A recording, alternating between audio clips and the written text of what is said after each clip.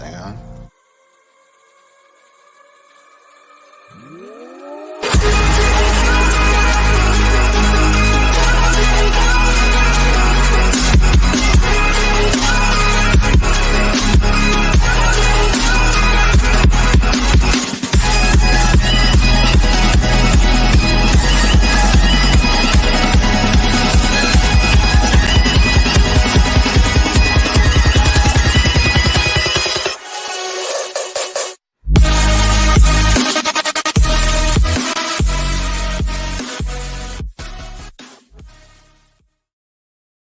What is up, everybody? Welcome into another episode of The Cut. I am your host, Christian Williams, and I am here, as always, with Randy Hall. Randy, how are you, man? Doing good. Long week of work and film studying and stuff, but we're here for a not favorite team of ours, the Steelers, but a fun one. I'll say that. Yeah, it's going to be a fun night. I have also had quite the week, so it's nice to end it with Marvel talk and not talking about the Steelers, which we will have tonight. Yes. As this is our first legitimate Marvel talk episode, so we're excited for that. But we are also excited to talk through the Pittsburgh Steelers. We have traditionally done the bad teams, throughout this process so far this year. Last week when we talked about the Eagles, that was the first time I felt like we talked about at least a good team. Dolphins, I'd argue. Yeah, about the same tier. Yeah, that's fair. But would you classify the Steelers in that tier as of right now? I think last year it would have been about the same tier. Whereas I'm not sure the Eagles or the Steelers really deserve to make the playoffs. Obviously, the Steelers defense is incredible as always, but we all know the problems in the offense were. But I think going into this year, I would consider them a good team. Okay, sounds good. So if this is your first Friday Fix episode, we will talk through the GM and coaching situation, the current cap situation, some free agents, including the ones that they've already signed, but we still have a lot of free agents out there, so we gave them a couple more, kind of. And then this week will be the first time that we do a 7-round mock draft. So we are going all 7 rounds for the first time. We've done 5-round mock drafts in the past, but we are deep enough that we can start the 7-rounders. So let's kick it off with the GM, Kevin Colbert. Randy, talk to me about Kevin Colbert and why we're not going to talk about him.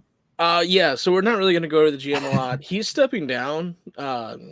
He's been stepping down and retiring, really, for the last couple months here, and they've been interviewing for this position extensively. They've done at least 10, if not over a dozen interviews at this point, with no apparent signs of a lead candidate. So we're not really going to go over the GM, which is different than most of the time. And honestly, we're not going to go over the coach a ton either. But Colbert has, in my opinion, I'm sure yours, done a really good job drafting over the last few years at least. Has a heavy focus on Ohio State players, it feels like. But they just get good players, especially on defense, and they've been a good team with at least getting value receivers and developing them as well. Yeah. I think that was Kevin Colbert's biggest strength, is finding guys in the mid-rounds and them turning into studs. I was going to say that's what makes a good GM. Exactly. Majority of people could land the first round pick or just not fuck it up. Yeah, that's fair. Yeah. I mean, I think to Alex Highsmith, who we'll talk about in a little bit, as a key piece on that defense. And he was I think a 3rd-round pick that year, a couple years ago, 3 years ago now, I think. Just a guy that had a late rise in the process, but Colbert identified him as a guy that fits their scheme perfectly. He's a nice fill-in for TJ Watt when he goes down, and those are the types of guys that he just consistently lands. Ironically, to that point, Highsmith is actually one of the first times, because we've done this for now 3 years, but we started start of a season. So we didn't do the off season the first year, but we talked about it a shit ton between us and Sweet and Sean and Adam to some extent as well, and a couple other friends as well. That Highsmith was actually one of the first people that Christian brought up to me that I didn't hear of yet. So I had to go look him up and figure all the stuff. So he's just always a key piece. So when we talked about this last year before the season, where me and you both were like, I don't think they need to bring in another edge. I think Heisman's good enough, and Yeah. it feels like we were right. Yeah. Even though another edge is never a bad thing, but this is a little token of the show that I always like. I always think of that one for you, and I always think of me in a class just forcing you to watch Chris Godwin film. Yeah. Yeah, that was a good time. That was in the Yes.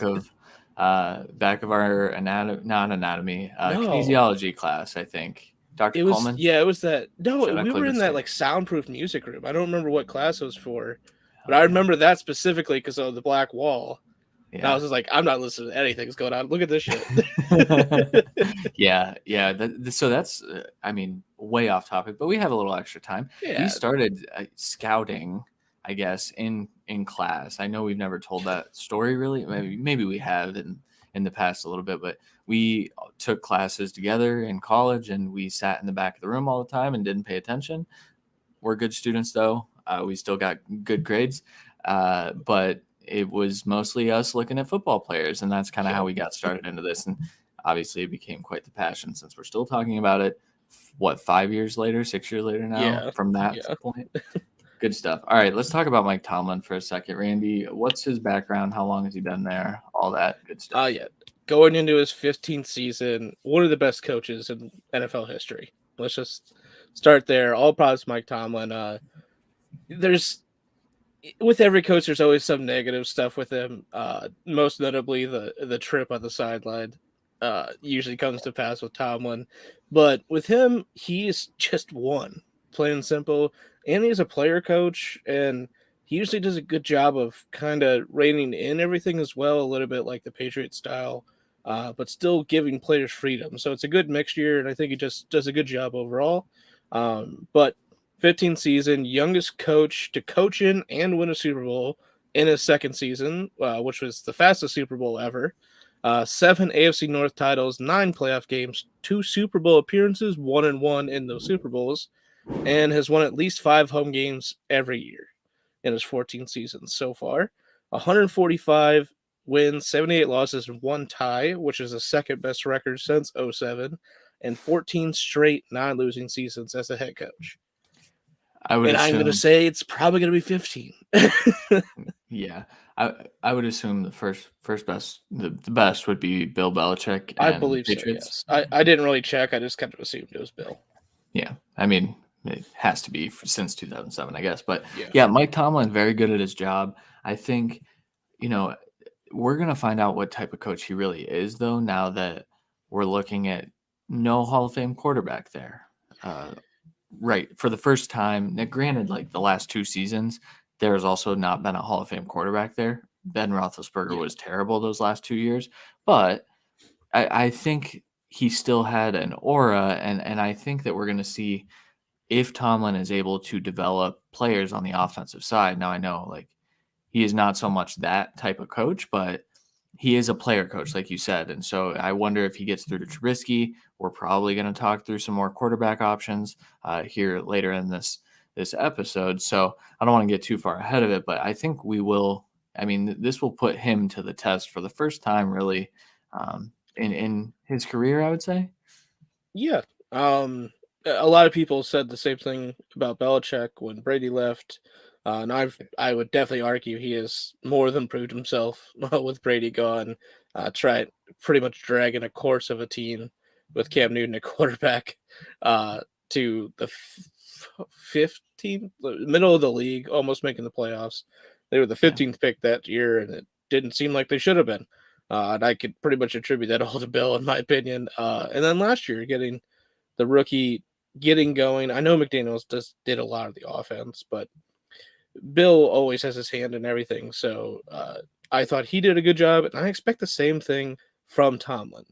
Whether it is Trubisky, which we both kind of think it will be this year, or a rookie quarterback, could be both. I think we're going to have some good coaching here.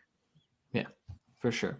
All right, so we've talked about the state of the team in the past, and we kind of already alluded to it, that the Steelers have a top-notch defense. I think right now you can point to some weaknesses. I think mainly their secondary, but that's a secondary that also boasts Minkah Fitzpatrick, arguably a top 5. No, you can't argue otherwise. Arguably a top 3 safety in the league, I would say. So that is still not a super weak point, but I guess notable. On offense, they have pieces. Unfortunately, their trench is not looking very good on that side of the ball. They did well. We'll talk through the free agent acquisition, so I don't want to get too far ahead here either. But right now, they're what I would classify as a good team. I think that they have the unfortunate truth of being in a division with 3 of the top 12 quarterbacks in the NFL when Deshaun Watson starts to play again. So I think that may present some challenges for this team, but a good team on paper, especially. Yeah, it's also a team that's most of its cap, a little over double, as focused on the defense already, with guys like T.J. Watt and Minkah, as we already talked about, and their defensive line, which also plays a big part. Yeah, for sure. All right, let's talk through their current cap situation and kind of what their offseason has looked like this far, and then kind of walk through some of their key free agents. Okay, so cap proved they have just under $13.5 million, 13.452 to be exact. They haven't done any trades, which isn't surprising, but with what this offseason's been, it feels like almost every team has. But they have spent money in free agency, which is something that's different from the Steelers of the recent years with the Big Ben contract and everything else. They actually have money this year. They have made one key cut, and that being Joe Schobert from middle linebacker, arguably their most productive middle linebacker last year, but does make a lot of money, or did, I guess I should say. Yeah. Do you want me to run through the free agents, or you got? Hit us with it. Okay, so starting off, you have to with Mitchell Trubisky, 2 years, $14 million to be the starter. Mason Cole, 3 years, $15.75 million to start in the offensive line, most likely. James Daniels, 3 years, $26.5 to definitely start in the offensive line. Yes. Levi Wallace, 2 years, $8 million to be the best cornerback in the room, in my opinion, as of right now. Miles Jack, 2 years, $16 million. They literally picked up Schobert after he got cut from the Jaguars, I believe. And then they cut him to pick up Miles Jack, who got cut from the Jaguars. I don't understand what's going on there. Then they signed Gunnar Olszewski, thank you, 2 years, $4 million. They signed Jannard Avery. I did not get the number for him. They re-signed Chukwuma Okafor for pretty decent money, 3 years, $29 million. And he was kind of a swing tackle. He started a lot last year. I mean, that money tells me they plan on starting him. Re-signed Arthur Mollett for 2 years, $3.8 million, and signed Akilla Witherspoon. I don't remember. 2 years, $8 million.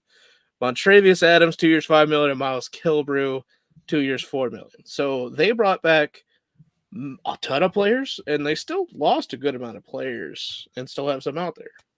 Yes. So before we get into, their key free agents, the ones that they've lost and the ones that they could potentially still bring back, Okorafor. So that, to me, yes, that's starter money. Do you think that's right side? Do you think he's bumping over to the left side to start? For who? Sorry, Chukwuma Okorafor. So they have him started in the right side right now, and they have Dan Moore Jr. on the left side. Okay. Dan Moore Jr. was not very good last year. No, so I don't think either of those are set necessarily. The tackles, I don't know where they're going to really start. But the interior seems to be Mason Cole at center, moving the rookie who played decently, Kendrick Green, to guard, and James Daniels obviously playing guard. Yeah, and Cole, like you said, in the middle at center. The Cole contract is weird to me because 3 years is a large commitment. $5 million to get a starter though is not that much. It doesn't seem like they're committing a whole lot to him. He might be more depth.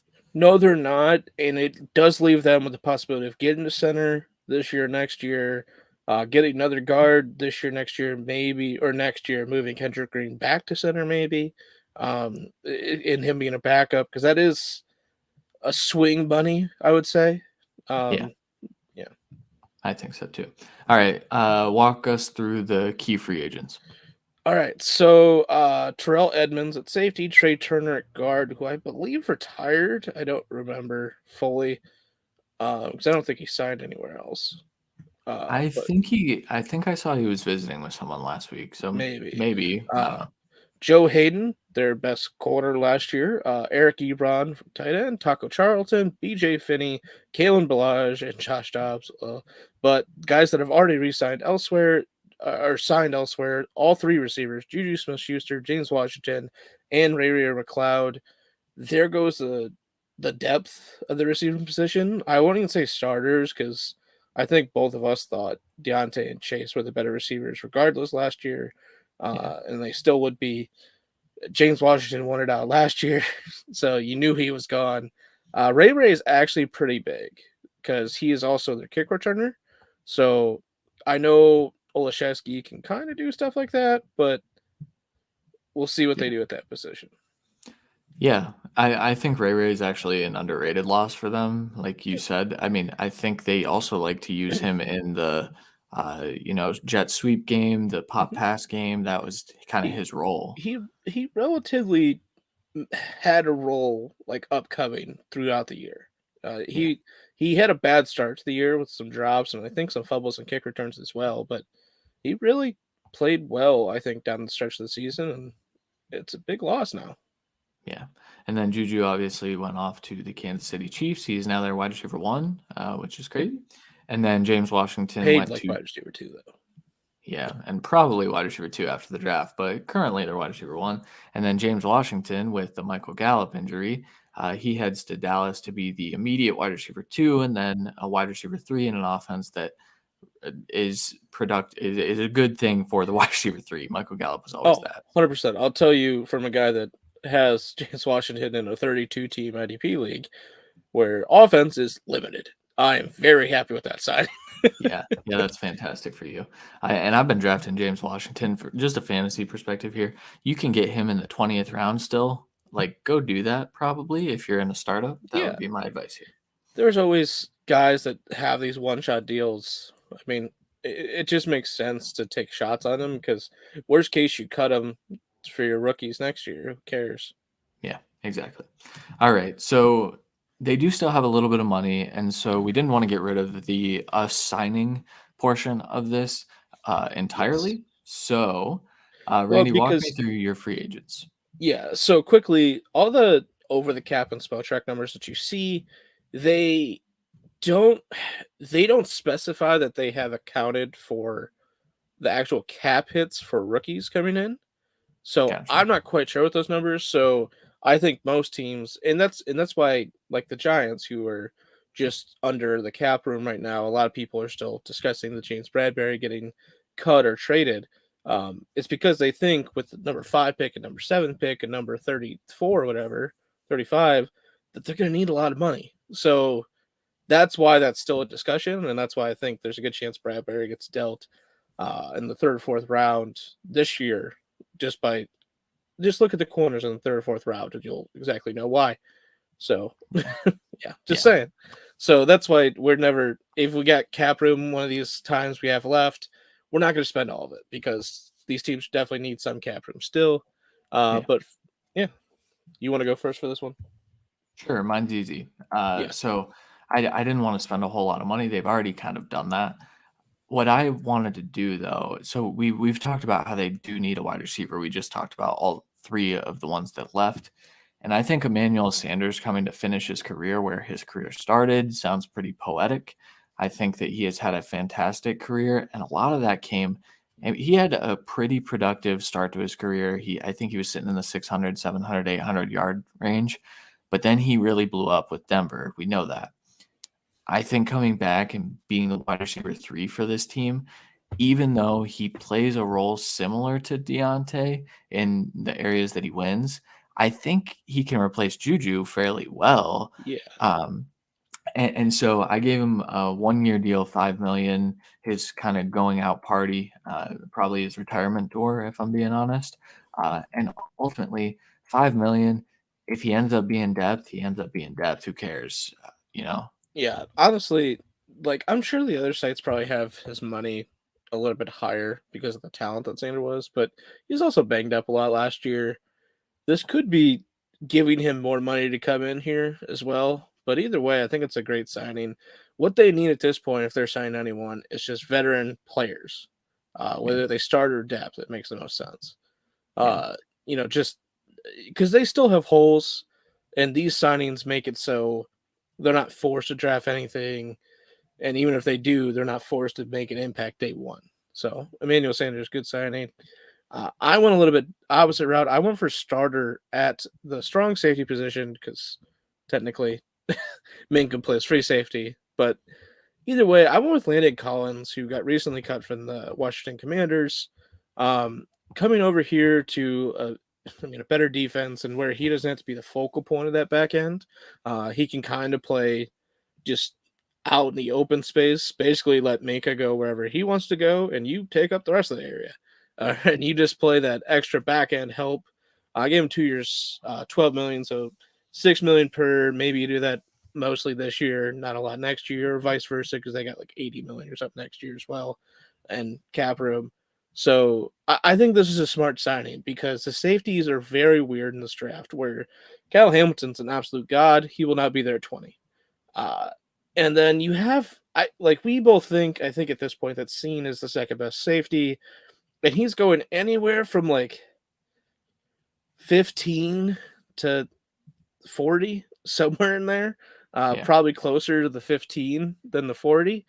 And then you got like three or four safeties that are all in the same tier that are going to be flying off the board because once the one's gone, everyone else that needs one is going to go grab one. There's a lot of teams to end the first round and start the second round that need safety badly as well. So I don't know where that's all going to fall. I think it's smart to get this guy like Collins in here to allow you to maybe get a safety later just to develop him instead. And then I also signed Jordan Akins 1 year, maximum $2 million. So probably like a veteran minimum contract with upside to $2 million depending on incentives. Just because Zach Gentry and Sternberger don't move a needle for me like Akins can on an offensive side. He really has been fantasy relevant on a terrible team before. So yeah. Well, and that's a really good contingency plan for if Freiermuth gets banged up again because we know that Freiermuth has quite a bit. So having some experience there makes sense. And Akins is a good receiver and also a decent blocker. So, you get a little bit with like Gentry, who's a better blocker, and like you can, if Freiermuth went down, you'd be serviceable at tight end at least. Yeah, for sure. All right, let's walk through their team needs. We've kind of talked about a few of them, but where do they stand before we hit our 7-round mock drafts? Yeah, so I have corner as their top need. As I said, Levi Wallace is their best corner currently. It seems like Joe Hayden's done. He's not coming back, plain and simple, because he's looking to get one last payday before he retires. The Steelers, they could give him $10 million, but they couldn't bring anyone else in, and I don't think they're doing that. So Levi Wallace, Cameron Sutton are your two corners with Trey Norwood probably starting in the slot. Yeah, I would even argue that Sutton's best in the slot, and that's the problem, I think. That's my thing. So you have Levi Wallace, who's definitely serviceable, and 2 years, $8 million. That's a great contract for Levi fucking Wallace. I don't know how they spent that little, and pulled him from the Bills.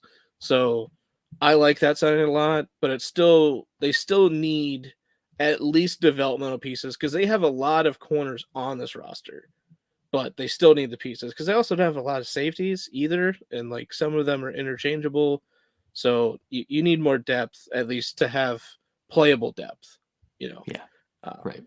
And then safety, as we talked about, I signed a veteran, but right now, without him, you're starting Minka and Miles Killebrew.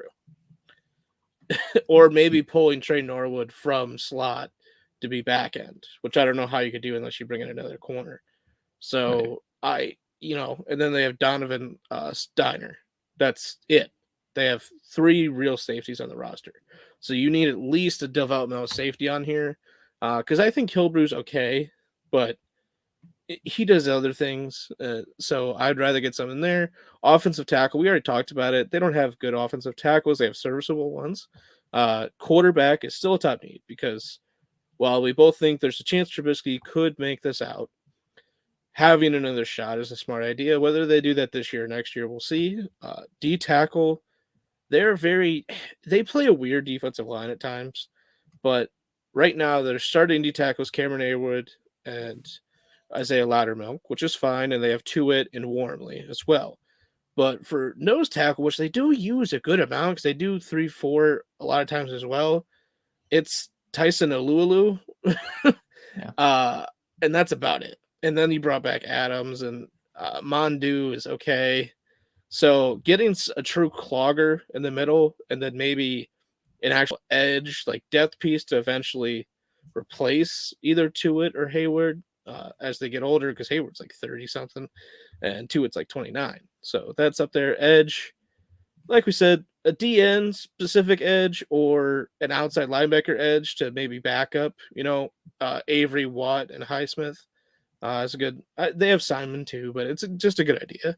Wide receiver we already talked about. Running back, they're Snell and McFarland. Who cares? So getting someone else to take a shot at getting rid of one of them, maybe. Interior offensive line, we kind of covered where they're serviceable, but their depth isn't great. And then linebacker, where they have, middle linebacker specifically, Miles Jack, Devin Bush, and Spillane. All good.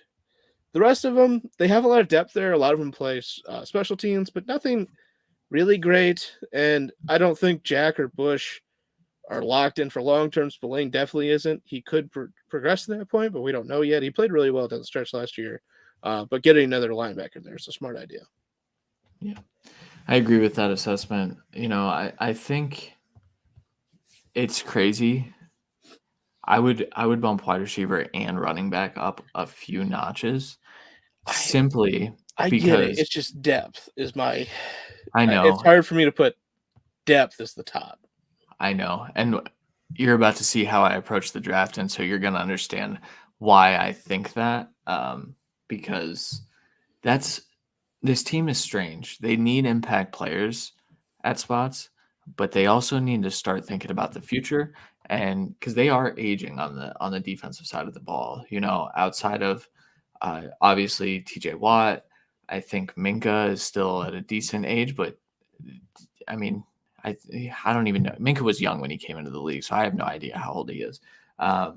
But I think Cam Hayward, Tuitt, those are guys that you need to start looking at. But also, the wide receiver room is terrible outside of the top two. And I could argue that maybe Claypool isn't everything we thought he was. And then outside of Najee, I think losing Balaj is actually sneaky because they started to play him at the end of the year last year and instead of Benny Snell because they just don't like Benny Snell. I would be shocked if Benny Snell makes the team. So, but when Connor was there, that's all they did was give it to Benny Snell randomly. So it's kind of weird. They like him and hate him at the same time. I know. I love you, Kevin, but that's just a lie. That's true. Yeah, we're ugly folks. Okay, let's get into our mock draft, and then we didn't do it last episode simply because Adam was on and all the things don't fit on the graphics.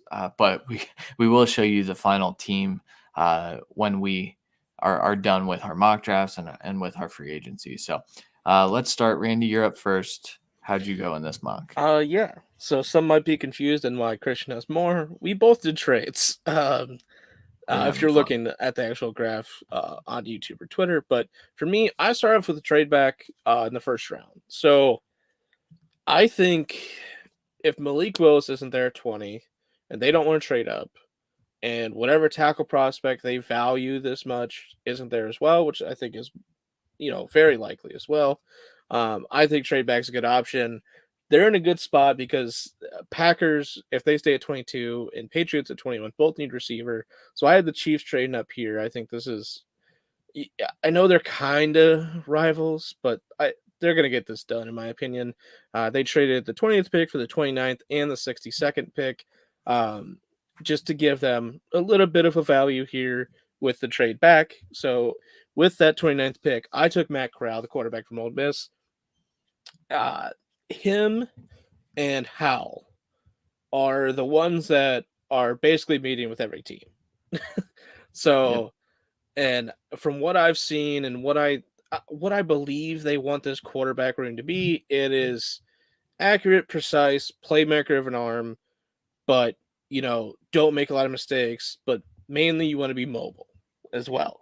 So, a prototypical quarterback of this new age.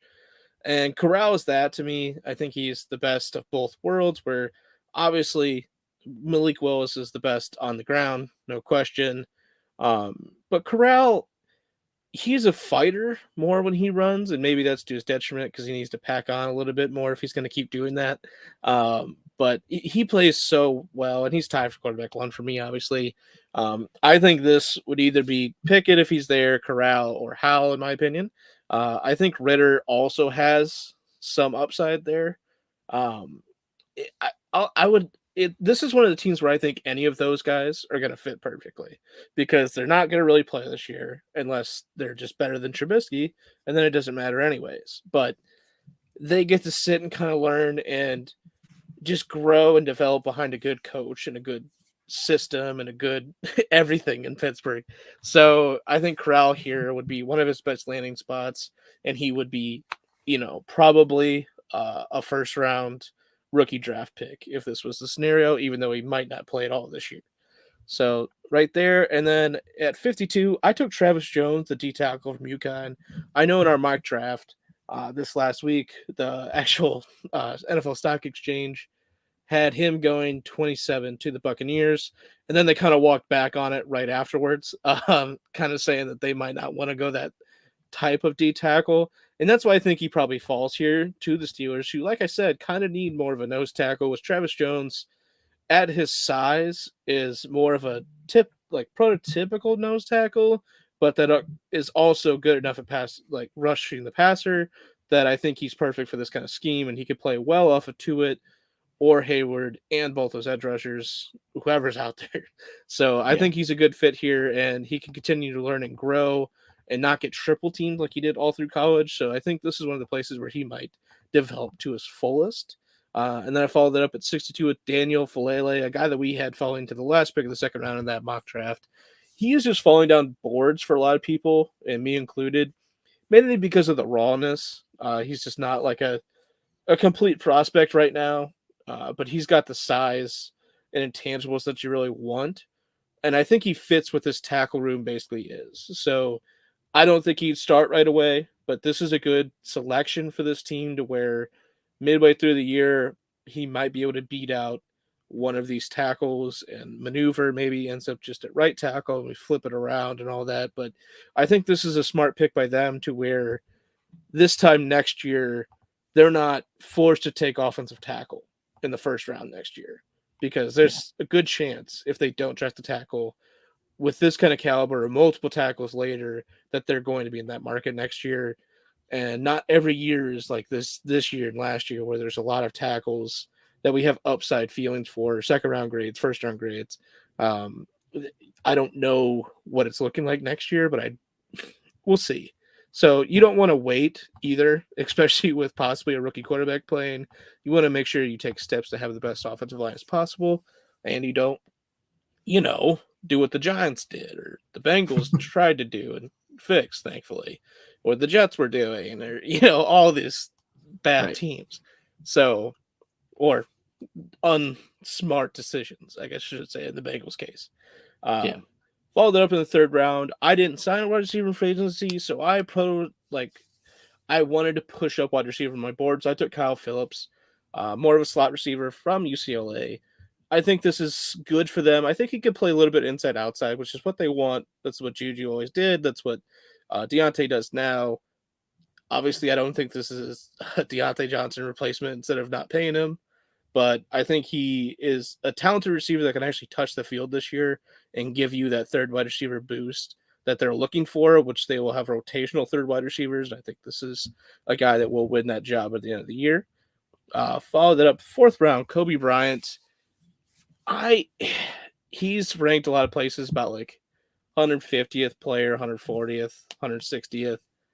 I'm not sure he's there at 138 at this point, just to how bad these corners are dropping after like midway through the second round, it feels like. So for me, I hope he's there for a team like Pittsburgh because he's perfect for what they need. They need a competitor to put on the outside because they really have two slot corners in their top three cornerbacks. So I think Kobe gives them a chance to somehow in the fourth round have a starting corner be drafted. Uh, and he's just very talented. Personally, I think he's got some good technique, and while he definitely won't be the best corner on the team, I think he'll give you good reps, at least in nickel packages. Followed it up 6th round, Bubba Bolden, safety from Miami, a guy that we haven't talked about a lot, but a guy that the draft Twitter and the community itself is getting a little bit more behind. A very athletic safety, more of a cover 3 high kind of cover the back end, which is what they need with Minka. You need basically this is developmental safety that's good in any scheme. That is the size and speed that you want. He's good above average range instincts, ball skills. He's a requisite developmental safety, which is what they need on this team, especially with the signing I made to kind of bolster the safety room. 7th round, I started with Zion McCollum, who obviously has a 10 RAS score, which is now breaking draft Twitter, thinking that they go day 2. That's not happening. Just telling you now. I think there's a chance he might get out of the 7th round, but I don't see him 5th, 6th, 7th. It could go kind of anywhere, in my opinion. Yeah.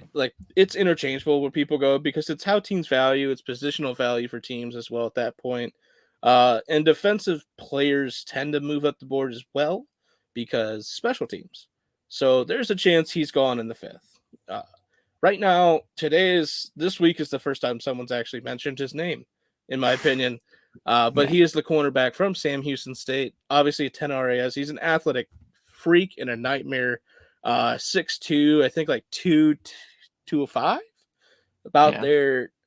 But he's got good ball skills and just kind of attacks. And his cook and close with that athleticism is a top end trait. And like I said, I don't really trust the depth of the corner room or the safety room. And I think he can kind of help with both. Because worst case, if his, technical stuff at corner doesn't actually pan out, I think he could at least be a good range free safety for you. So it's a good depth piece. And he's obviously has a chance to be your kick returner with that kind of athleticism and speed. But he can also be a really good gunner for you, which is a very important part of the NFL game. And I finished off this draft with Jerrion Ealy, the running back from Ole Miss, so getting Matt Corral his running mate of sorts. But Ealy is a good bursty running back with some decent long speed that has good hands. And that's what this offense needs at running back for your depth pieces, because Najee is a good running back with receiving. He's not great at it. Not that Ealy is great at it either, but you need someone else that I know he's small. He's 5'2", 125. It's the 7th round, Kevin. It's not the 4th round that I'm picking him. He's the 7th round. He's not a bruiser. They have the bruiser in Najee Harris. This is a change of pace back. In the 7th round, it's basically a lot of bruisers anyways. So getting a guy that I think can at least catch the ball a little bit and maybe be slightly different, I think is a good move. Yeah, and I know Steelers fans are kind of holding out hope that Anthony McFarland still is that, but I'll tell you what, I just don't think he is. I just don't think he's very good. Regarding the McCollum pick, it's very interesting because we did the same thing, except I did it in the 4th round and you did it in the 7th, and I'll talk through it once I get there. But a very, very similar mindset, which checks out with how we normally do these. So the reason I brought up do you think that a core of 4 was playing on the left or right side is the Fellaille pick. Do you see Fellaille as a starting left tackle eventually, or do you think he's for sure confined to the right side? I would this year confine him to the right side, just personally, because how raw he is. He doesn't know, it's very hard to describe how difficult it is to have good footwork on both sides. So that's why swing tackles is like the most important depth position in my opinion, because obviously, backup quarterback, backup running back, backup receiver is all great, but that swing tackle to be able to play both spots and interior is a very rare trait. Yeah. I tried to play both to be like rotational tackle in high school at different times, especially early on. Let me tell you, I'm much better at right. Yeah. I don't know what it is. It's so hard to have the same timing and speed and placement with just your feet, let alone anything else. And a lot of times when you're rotating back and forth, being swing, and when you're learning the position more, you're gonna mess up the other stuff. Your hands are gonna be a little bit off. You're gonna lunge a little bit more. Your anchor's gonna be a little bit off. The outside shoulder is gonna get ripped more often. You're gonna be countered to spin way too often because you're so focused on all the little things when you're trying to do both and you're trying to learn. If they just stick him at right and continue that growth and maybe just move a, you know move whatever better tackle you think right now to left and have him and the other one just fight for the right tackle, I think it's your best bet for the future. Yeah, I 100% agree because I think that he has issues already at right tackle at the college level. I think projecting him to be a starting left tackle would be a stretch. And so I I would just let him develop on the right side to Yeah, start and see if it's it's there. it's not out of the realm of possibility that him playing left tackle at some point, especially with that fucking size. I But know. it's there's a lot of balance and overreaching stuff that's already on tape, and it's because it's a guy that hasn't played tackle all that long. He hasn't played offensive line. He's used to running through people and using that size and power to get through everyone. Uh, and you can't do that at all times. In the running game, it's amazing. It's perfect. But in Yeah. passing sets, that's not how you win. Yeah, for sure. All right, I'm going to get into my mock draft now. So we went with a similar mindset here with the first overall pick. I do think that quarterback is the pick. Now, a few times I did these, Malik Willis fell all the way. I don't think that's realistic. No. And remember, this is how we would fix the team. I would take Sam Howell over Malik Willis. I know that's I'm crazy for that, but Sam Howell is my QB1, and I think it's realistic that he gets selected by the Steelers. I also think it's realistic that NFL teams hate this kid and his footwork and whatnot. But I think that there's so much to work with there that some team could take a shot on him in the first. That's exactly what I would do here at pick 20. Yeah. So quickly, the Steelers are going to have a list of their top 5 quarterbacks for this class. I think there's a good chance Malik is their one. But if their 2 or 3 is there at 20, or they think it'll be there to trade back to later in the first or early second, they're going to take it because they know that there's a chance Mitch could be it, but there's a chance one of these guys is it as well. You're not going to be drafting early again next year. I'd say at the earliest you pick would probably be like 12 or 15. Like that's if your offense is abysmal and the defense carries, because that's what the Patriots did with Cam Newton. So that'd be my mold of the worst case scenario with Mitch Trubisky is them like 14, 15. At that point, you're still mortgaging 2 firsts and a couple thirds and maybe a couple seconds, whatever the iteration of that trade would be, to get up to the top and take a shot on Young or Stroud or whoever else comes up. Yeah, I think Young and Stroud are probably better, but Stroud for sure, I think at this point. But these quarterbacks, especially Corral and Howell, who I both have as my quarterback ones tied, are clearly talented enough to be the future of the Steelers organization. So they're going to take the chance, in my opinion. Yeah, I agree. And ultimately, Sam Howell has what I think they look for in quarterbacks. I know that Tomlin seems to be enamored with athleticism and being able to create, but I think that Sam Howell showed us that he can create. He's not going to be a dual threat quarterback at the next level. I really don't think that that's in his realm of possibility, but I think he has functional athleticism enough to keep plays alive.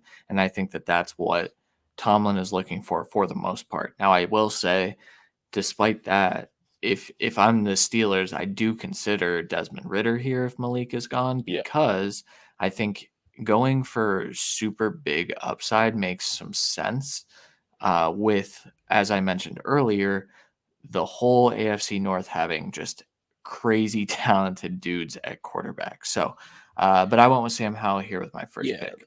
I think Ritter's the pick if they want. Like leadership is clearly what you want at the quarterback position, but he's athletic and he's good in the RPO system. Right. And he's good at throwing it deep to a big play receiver. So Ritter does work, and I think what they built through the last couple of years, Big Ben. So I think it's a good choice there. I think Pickett may be the best day one of the four we're talking about here. But he's got the lowest ceiling in my opinion. But Corral and Howell have all the athleticism that they want and make the safe throws, but make the big plays and have, especially Howell is a fucking cannon and Corral's not far behind. So I think these two are the best at what the mold is for the Big Ben, but more athletic quarterback. Obviously they're smaller than Ben, but yeah, well, of course. Okay, my second pick, you saw Randy was the 52nd overall pick. I actually traded down here. So I traded with the Broncos at 54, and I added a fourth round pick here. Inside the top 60, inside really the top two rounds, I think you're going to be able to get an early day 3 pick to move back a couple of spots. And I just took that as an opportunity. I toyed with the idea of taking a corner here because I think that would be a good idea, but I hated the board. And I did this a few times and I hated the board every time. And so I traded down 2 slots, added the 127, and I took Abraham Lucas. Abraham Lucas is an athletic freak, and even if he wasn't, he is a good tackle. I think he would be a day one starter at left tackle. I think ultimately he's got the footwork, he has got the size. He's like 6'6", he's 317, 318, something like that. Runs a 5.0 40. Like this is almost exactly what I think that the Steelers are looking for at one of their tackle spots. And I really think not walking away from this draft with a starting left tackle is going to be problematic, whether it's Trubisky, whether it's Howell, whether it's Corral, whoever it is, whether it's Malik, especially if it's Malik. I think they need to upgrade from Dan Moore because he was not good last year. So I went there with the 54th pick. Then in the third round, pick 84, I took Nick Cross, the safety out of Maryland. I studied Nick Cross. I think Nick Cross is much more of an athlete right now than he is a football player. I don't have a very high grade on him. I think he's very raw. But when you're playing in a secondary in the same room as Minkah Fitzpatrick, I would bet that we could turn that athleticism into production on the field. I don't know if he's a day one starter, but I would be more comfortable with him than what they currently have, which who would we say? Killebrew? Yeah, Miles Killebrew. I'm good on that. Let me throw Nick Cross out there and let him run around. And I think he'll be there in the third. Fourth round, this is where I did the same thing that Randy did with the Zion McCollum pick, and I took Alontae Taylor, the corner out of Tennessee, an athletic freak, really similar to Nick Cross, just does not have a feel for the position just yet. I think his processing is slow, and that sounds weird coming from a corner, but like he is not processing the route that a receiver is about to run, and he doesn't jam correctly. He doesn't really get his feet in correct positions. He doesn't understand leverage right now. But what I think could happen is his length, his speed, his click and close could all turn into a really good corner. And you know what? I took him because if not, I think you can try him at safety and see how that works. I think we saw that with the kid, I forget Julian Love. The Giants did that with him, and I think that worked out pretty well in the short term. So I took Alontae Taylor here, day 3 pick. You kind of hope that he doesn't have to play a lot, but with that secondary, he probably would. Pick 145. So I got that one from another trade with Denver. Denver was offering me a lot of trades, and I was like, you know what? Sure, why not? So I moved back from the 138 to the 145 by adding the 232 that you see in this draft, and then also a 2023 seventh round pick. So not a whole lot of capital added, but worth it to move back 7 picks, in my opinion. And I went ahead and I took Isaiah Thomas, the edge out of Oklahoma. I've talked about him. There are some off the field issues with him, but overall, I think his film is good. I think he's a better 4-3 defensive end. But we've talked about how the Steelers like to play multiple. They do run various formations on defense, and I think that Isaiah Thomas could find a role here. I also don't think that he can't be a standing edge rusher, similar to how they have TJ Watt and Alex Highsmith. So went with him here. All right, I have 5 7th-round picks. I'm going to zip through them really quick. First one, 225, I took Daniel Bellinger, the tight end out of San Diego State. Similar to how Randy wanted a contingency plan for Freiermuth with Jordan Akins, I went and I got a player with a different skill set than Freiermuth, though I think that being in a room with Freiermuth, he could develop some of Freiermuth's skills down the field. I think Bellinger's a really nice yak guy, but ultimately what he is he's the perfect tight end 2 to go down and block the hell out of someone.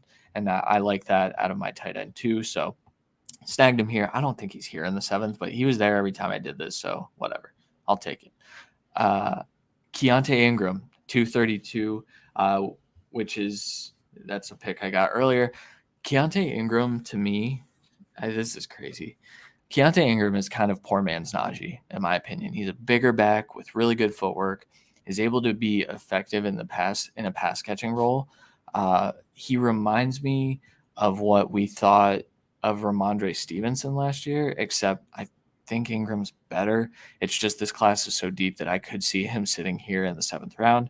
If he's there, I take him. I know Randy went the other way where he got a different type of back, but what I think I would do is get someone in the mold of Najee in case Najee goes out. That way you don't lose a whole lot of production. That's kind of how I viewed that.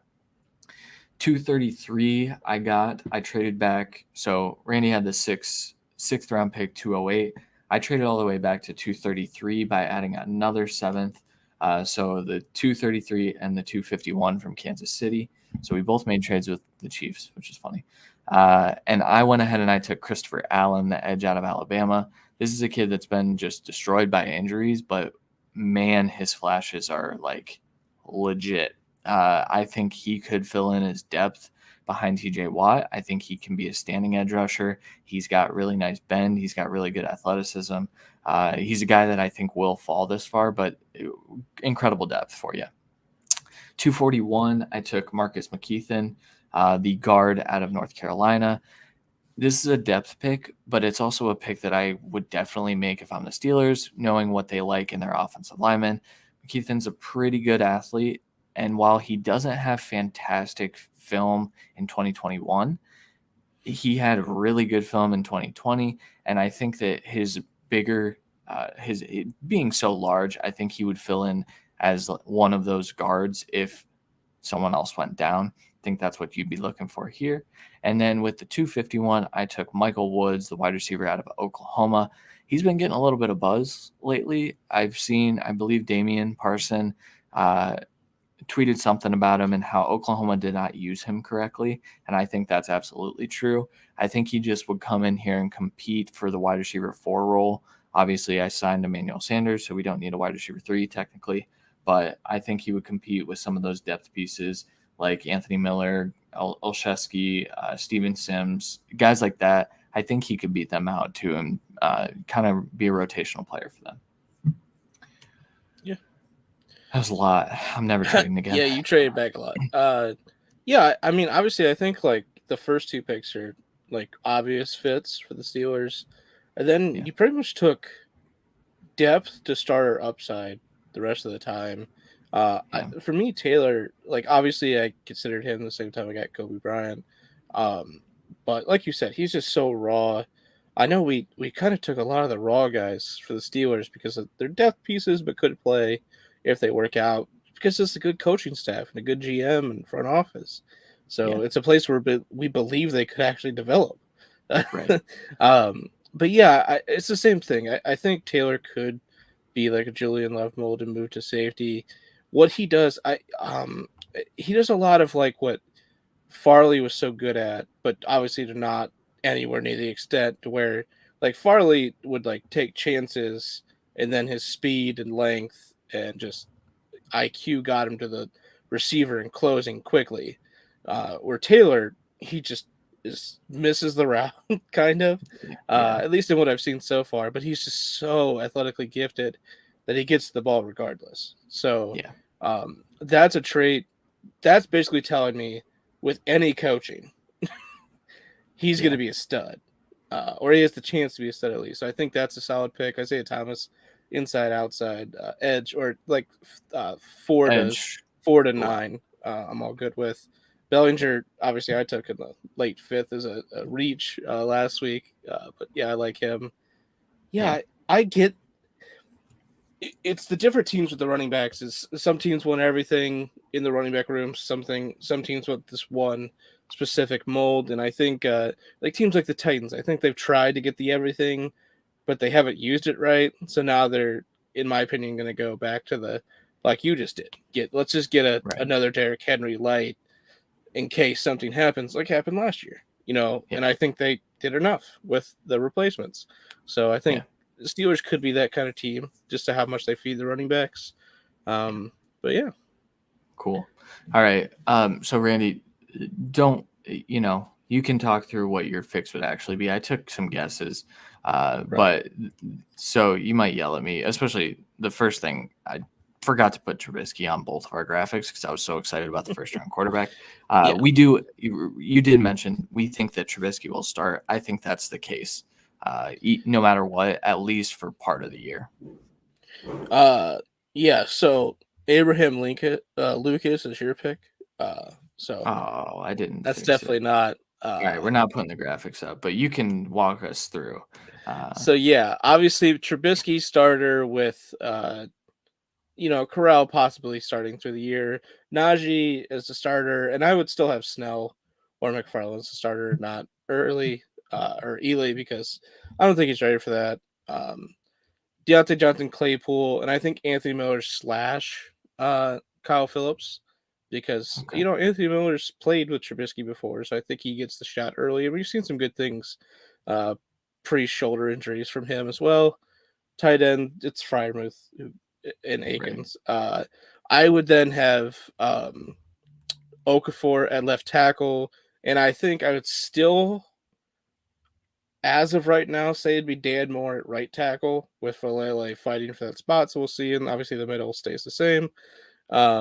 Defense, for me, there's not I think Travis Jones obviously is a nose tackle, and he's rotational D tackle with Cameron Haywood, Loudermilk to it, whatever works out that way. I think he gets in the field, but I think he's a rotational role early with obviously the lead nose tackle, so he's a starter there. And then Kobe Bryant, I would actually have him fighting for the corner 2 spot year 1, because like we talked about, they're 2 other good corners besides Wallace, or at least have shown stuff, or more slot guys. And then you got a lot of depth with Mollett, Witherspoon, Lane, Pierre, Stevens, Johnson, but I think Kobe's better than at least most of them already. Yeah. So I think he gets a chance to play from day one. Bubba Bolden, obviously, I don't think he touches the field a lot. Same with McCollum, besides special teams, but they got a lot of upside. So I'm happy with those picks late in position of need, and I think the signing of Landon Collins is enormous for this team, for my setup, because it's so hard. In my opinion, you had to reach for upside and cross in the 3rd. Yeah, you had to, because they were gone.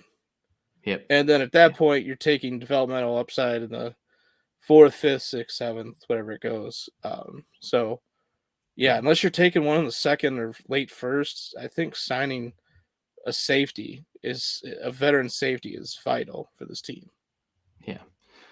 Yeah.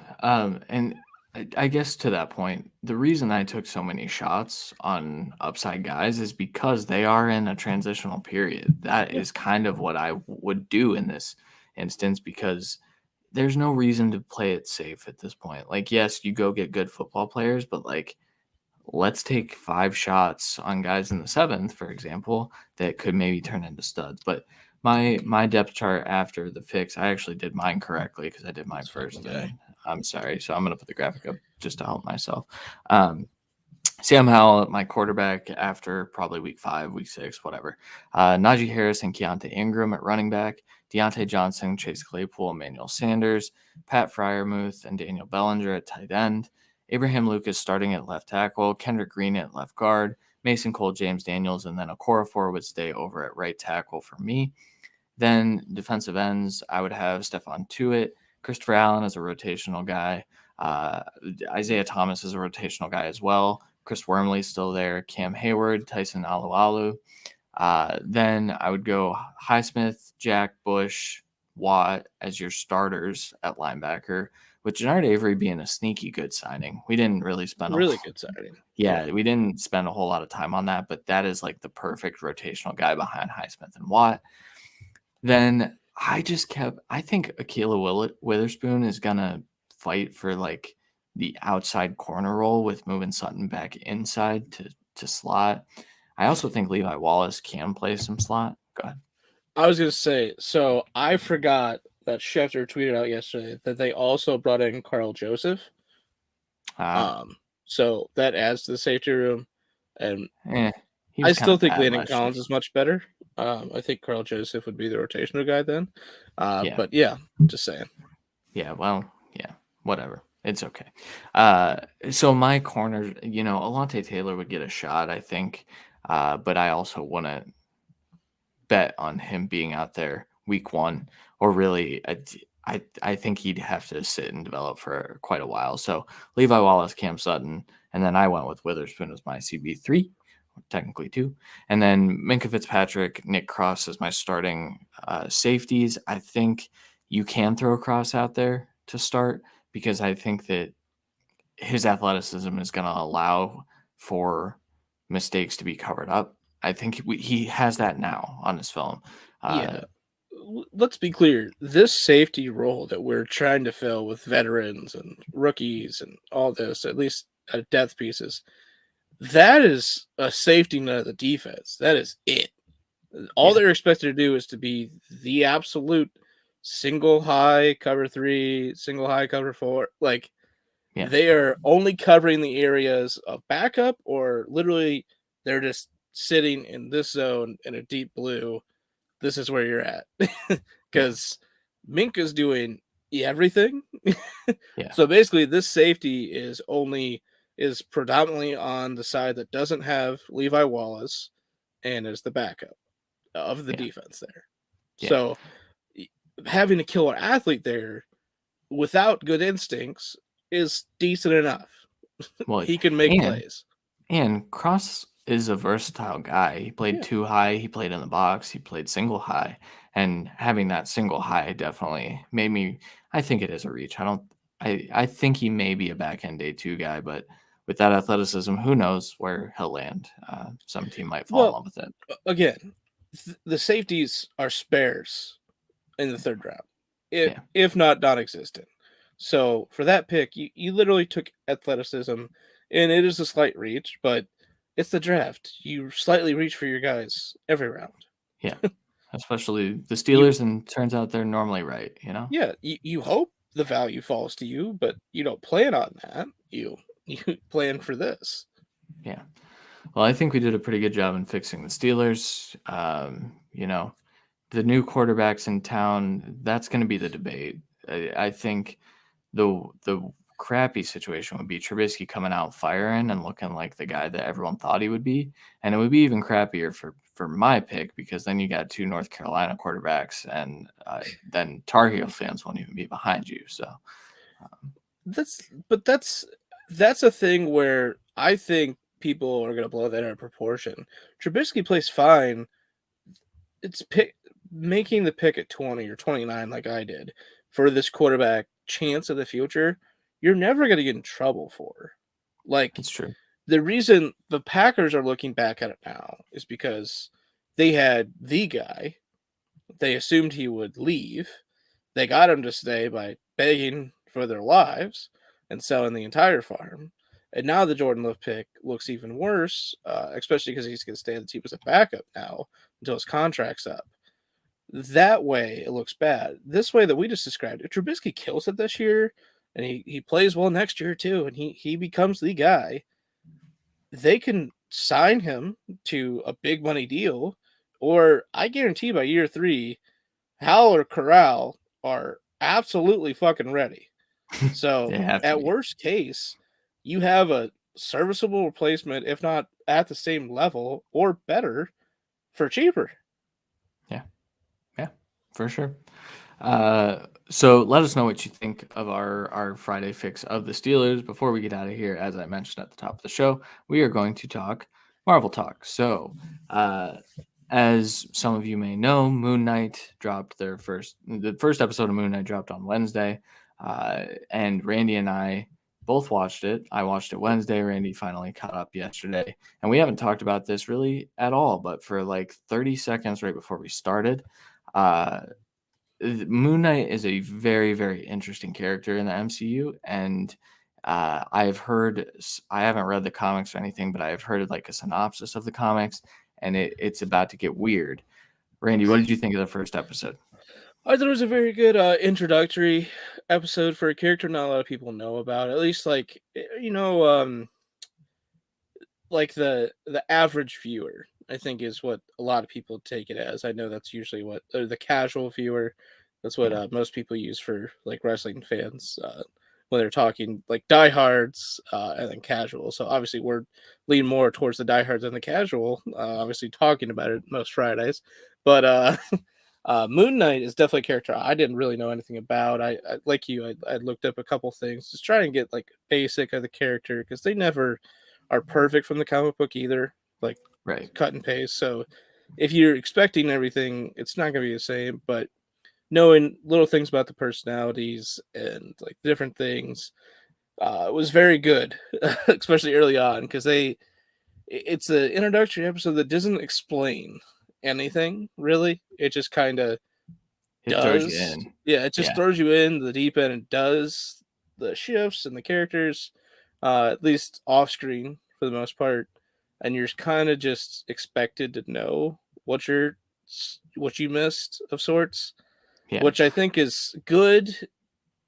but it also does a disservice, I think, for like the casual fans. That was my biggest plot hole of the first episode, I thought. I heard someone explain the whole so a lot of the media got screeners. They were able to watch the first 4 episodes.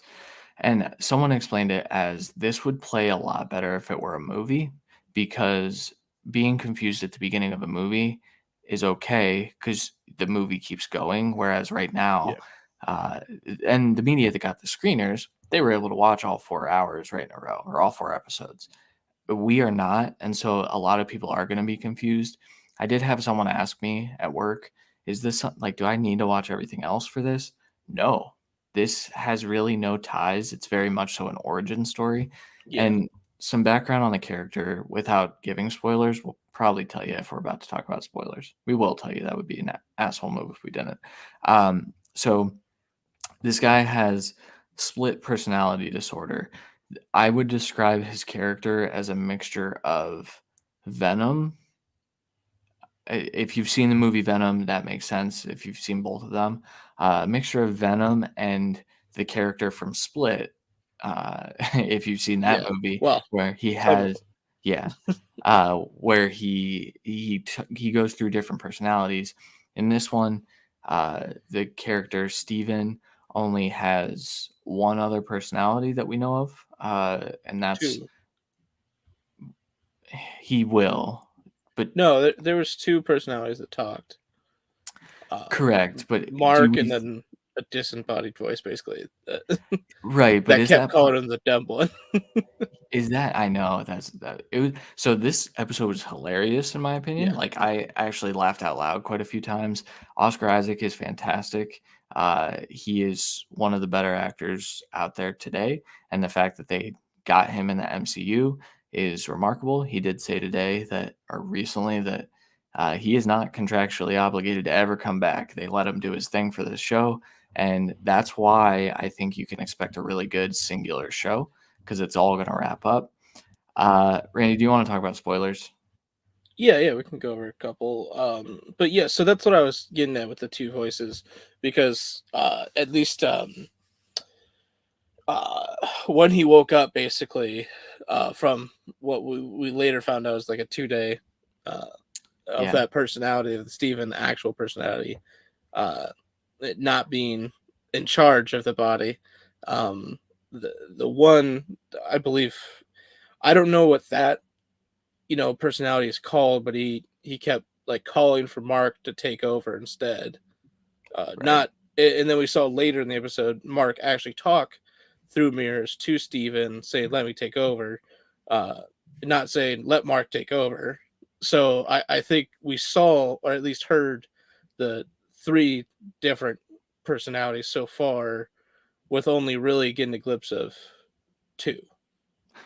And so I don't know that voice is actually part of him or if it's so this story is very much so like involved with Egyptian gods and Yes. things of that nature. I think that might be a god and not actually part of him, just in the way that he was talking and like it was like he was ordering Mark to take over, right? Like he was like, Yeah. take over, I'm gonna kill you. Well, I don't think the guy would kill himself, you know. So I I We'll guess I don't know see. though. We'll We see. don't know anything. See, and that's the thing with how this first one played out. We both took 2 different viewings of that voice. Right. So we'll see. I know there's multiple versions of the Moon Knight character itself as well that are different personalities. So obviously we've only seen in costume Mark's Moon Knight at the very last second of the episode. So yeah, I think you're right. I think this is going to be a 6-episode season 1. 6 episodes, that's confirmed. I don't know, hasn't been confirmed for season 2 yet, but it's going to be 6 episodes that are going to basically be a movie. Yeah. A long And movie. yeah, and because of that, this first episode was rough for outsiders that don't know a lot of the character, or didn't or got confused, basically. Yeah. I will say, like, if you've watched, for example, the first time I watched Stranger Things, I felt kind of confused after the first episode, although that kind of spoon feeds a little more. Yeah. I don't think this spoon fed anything, No. but I think episode 2 and 3 will. The theory I have, and it stems from there have been, I listen to a lot of movie podcasts, and they talked about the ones that got the screeners talked about episode 4 changes everything. And then the director came out and said, you will question what is real after episode 4. And so my theory is that this is all in this dude's head. It's all made up, but then we're not going to know if it's made up or not. And that's where So that's where they ended it. little bit of a Joker vibe then of the last film of Yes. him, where we're not even sure if anything actually happened, if that's actually Joker even. Right. We don't know. Yeah. And Bringing that's in. directly from the director's mouth as well, Yeah. of the Joker movie, by the way. Yeah. Yeah. So yeah, I don't know. I found it weird because most of these, even the 6-episode ones, come out with at least 2 episodes on the first one. I think this I one know. it would have been very healthy for the life of the show, I think, if they did that. Yeah. Obviously, I think we're obviously gonna watch all 6 episodes, so it doesn't matter to us, but I could see where this may not be the most viewed uh, you know, uh Marvel series, because I think you have everyone that's gonna watch everything like us, no matter what. Um, and then you have the people that are intrigued by that first episode, and then there's some people that are gonna be turned off because they're just confused Yeah. and they don't want And to I do the think mental gymnastics that I think the show is gonna put them through. Yeah, and I think Marvel knew that, and that's why they marketed the hell out of this show, because it's been literally everywhere. I mean, Yeah, it it had also a got Super delayed a Bowl couple spot. times. Like the release date's been delayed a couple. So same with like Morbius. I think we've seen a lot of like trailers and posters and everything for both of these because of that. Yeah, and I will say this first episode of Moon Knight is actually the highest rated debut episode for any of the Marvel shows thus Yeah. far. So, which I- from an acting and production Oh, standpoint, 100% without a doubt. And with us, I'm very intrigued by it. Like, I'm very excited for next week. But I think Randy's right that if you don't feel like investing time in something, don't watch this yet. Wait until all yeah. 6 are out, and then maybe just invest all the time. I'd be very interested to see the numbers for next Wednesday's show. Like at this Yeah. point, to see how well it did in comparison to the first one. Yeah. How did you do with English accents being prominent in the first part of this episode and most of it? I personally, I watch a lot of YouTube, and there's Australian YouTubers I watch. A lot of uh, like English England YouTubers, specifically like Sidemen, that I just get the actual, maybe not every phrase. I understand what it fully means for them, but I can hear every word. I pick it up, but Yeah. I know my like my parents struggled with Oh, it. really? Yeah, they just struggled catching like every little thing, because a lot of like English speak over there is very, very quick and rapid, Mm-hmm. with little phrases that mean a good amount of things, like Mm-hmm. right off the bat. That, like, if you don't know what that means or get the gist of what it means, you might be thrown off by what they're saying. So I was curious how you and Nikki did with it. We did all right. We were laughing at some things, and I think Yeah. that made me miss a thing here and there. But overall, I actually thought that was the most impressive part of what Oscar Isaac did, because I thought his English accent Oh, it spot w- on. it spot on, but it's a very specific type of English accent too, and to where like you have your different parts of London that have different accents, which is a very strange Yeah. thing for me to wrap my head around. I think his was like outside of London, and that's like I think maybe North England is where that accent would originate. I don't know. I might be way off. But I thought it was fantastic. And then he doesn't even go to his normal voice for the second character, Mark. He goes to like what I think is a little bit deeper of a voice, and I think that is what drew him to this character. Is he gets to do all these different things, and that's what Oscar Isaac is. He's incredible. Yeah, he's a tremendous actor, clearly. Yeah, yeah, he's very good. I would be kind of curious to where like actual people from the UK like say how close, like where they would picture his uh accent Accent being acting too, because like it's it because even just London has like many different like accents. Like they're yeah, not like harshly different, but just different phrases, and just right, how quickly they speak and different like like verbiage.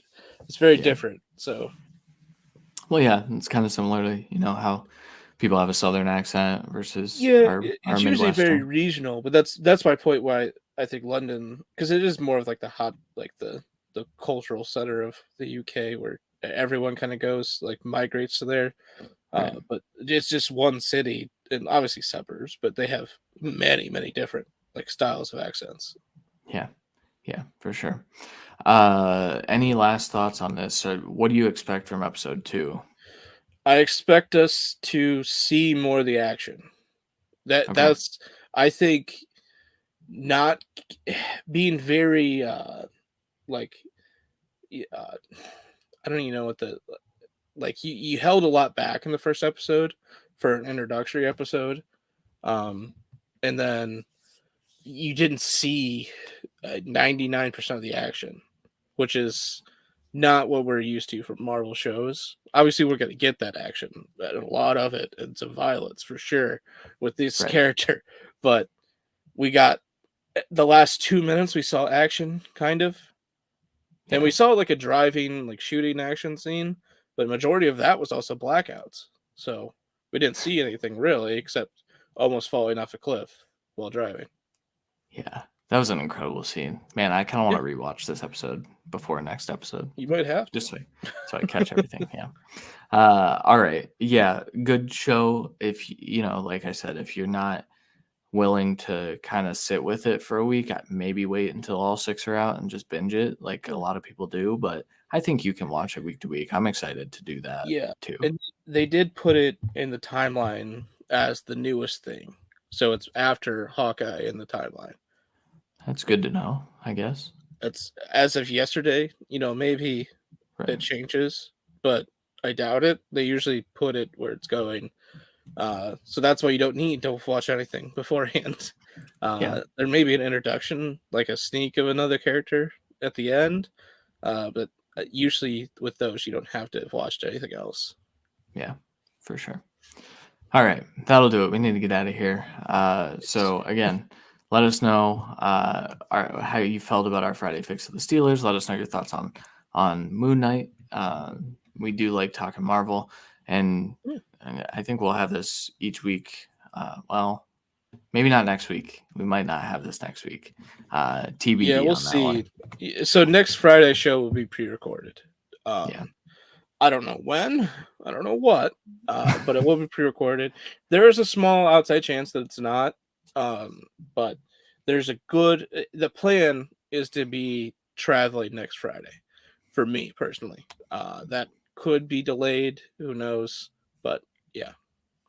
So we won't be interacting with the comments or anything. I might hop on and, watch it and maybe interact live while it's pre-recorded just for funsies. But But all right. Remember, subscribe if you're listening on the podcast form. Remember that we do this on YouTube and Twitter and Facebook sometimes. So if you want to watch this live, go check it out there.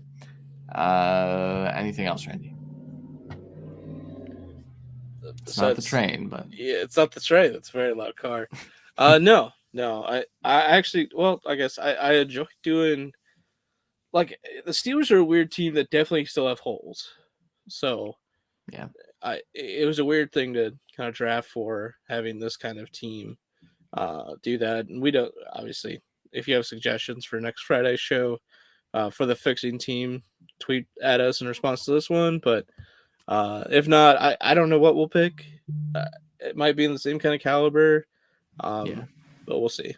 I think the Chiefs would be kind of fun, personally. We'll discuss it.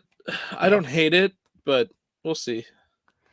Or we already did the Packers. We should redo the Packers. We're not going to do that. No. All right. That'll do it for this episode. For Randy Hall, I'm Christian Williams. We'll talk to you guys next week. Later.